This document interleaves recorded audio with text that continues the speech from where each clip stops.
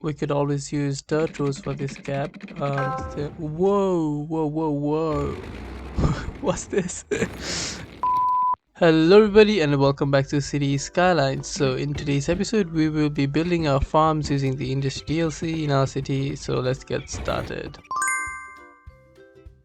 So here we are in the farming industry of our city, and it is sort of a test facility for us to get to level 5. We are level 5, so that's good. I'll just put the main building aside and delete everything else. While building any sort of industry using the industry DLC, the main thing to focus is segregation, and that's what I'm going to do. I'm going to separate the extraction buildings, the storage buildings, and the production buildings in their own segments. To start things off, I have built a T-junctions over the canals, which we are assuming that they are irrigation canals. The first connection is towards the service intersection, whereas the second connection is towards the extraction buildings for the farming industry, and the final connection is for a bypass road which will lead through the production, storage, and the logistics for the farming industry. I want to place the farms along the edges of the canals, and I want to use the biggest one of them. It looks like they are about 16 road length, so we'll be taking that measurement and I'll build a simple layout to place these farms.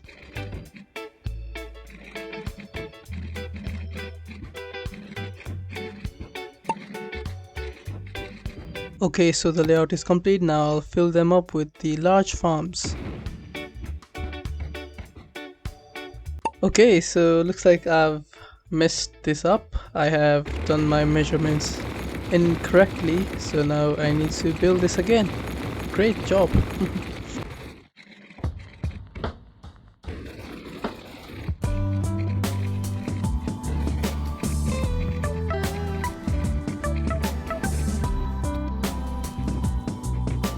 Okay, the farms are now correctly set up. I'll just change this directionality so that it makes sense.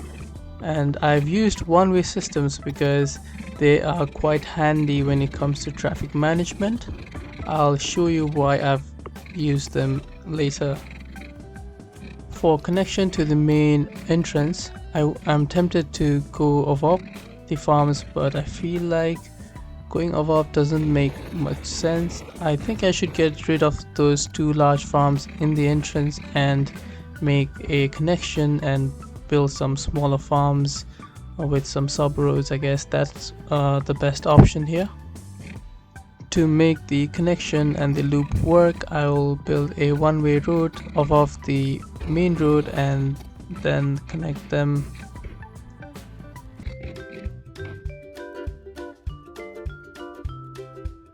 Okay, so let's see if the height is enough for the bridge.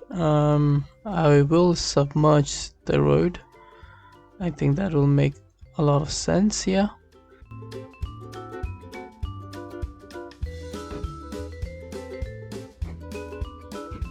Okay, so let's build two off ramps from the bridge, and then we could place some smaller farms on those areas.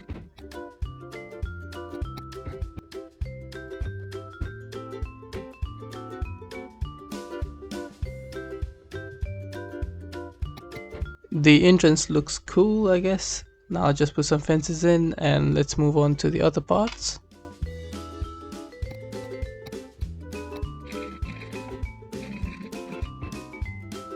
Moving on, now we need to figure out how we are going to connect all of these farms with the main road most effectively. So I've figured out a very simple and easy way to do this. As you can see, on standard conditions, the road tend to cross over each other. So to avoid this, if we flip the one-way systems around, then the road won't go over each other, and that helps with a smoother traffic flow. Okay, so now let's focus on the edges and fill up them with smaller farms.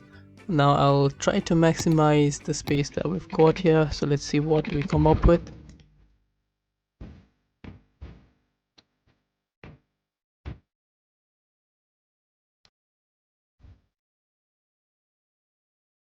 So I'm trying to maximize my space here, and the benefit with farming extraction buildings is that you could place one on top of the other and it won't look as wonky as the other extraction buildings. If you set it up with the same resource, then it will look like it's supposed to be there. Now I'm doing it in alternative patterns because, as you can see, there are multiple entrances and I want to use all of those four corners so that the traffic is spread out more effectively.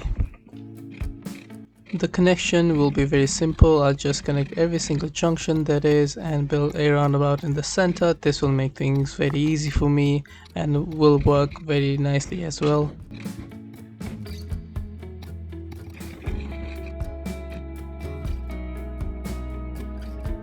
Okay, so now I'll just put in some yield signs. I'll fix the nodes of the bridges over there, and then I'll put in some footpaths to cover some blank spaces here and there to make sure that this actually looks like a farming area. And in the middle space I'm thinking of adding some trees, some bushes, and in the center of the roundabout I'm trying to make a farming market area kind of space with tables, just a place to relax, basically, just to make the place more attractive. I think it will look nice. The traffic, as you can see, is flowing very nicely. There is no delay whatsoever. I can see that the last exit or the last entrance is getting a bit of traffic, but we can fix that later with by adding a slip lane to the main road directly.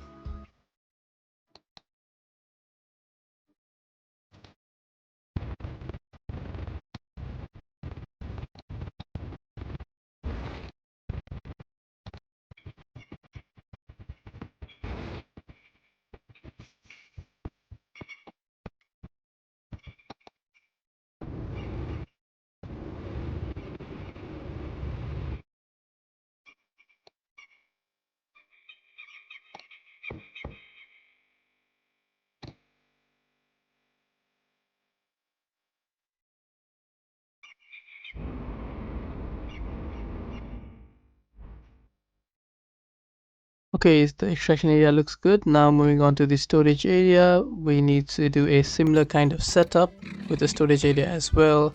And the storage area, they attract a lot of trucks, so we need to keep that in mind and keep the traffic as minimum as possible. To do that, I'll be using some lane mathematics, providing multiple entrances, multiple exits, just to help the trucks move about.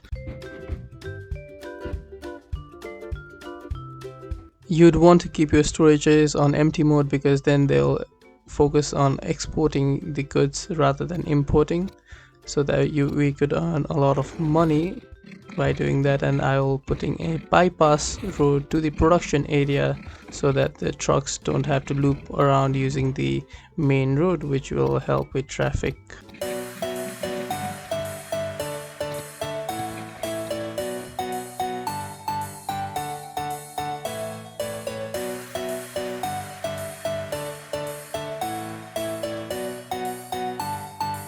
Okay, so the roads are being able to handle the traffic, which is very good. And you might be wondering why I haven't used any animal extraction buildings. I will be doing that in a future episode. I want to build it quite far away from here. In this episode we completed the extraction and the storage bit for the crops area for farming industry. In the second episode I'll be focusing on the production area, and then I'll be adding the ships, the trains, and all of the good stuff. So thank you for watching, guys. Please like, share, and subscribe to my channel. I'm trying to reach 1,000 subscribers as soon as possible, so please help me do that. Have a good day. Bye bye.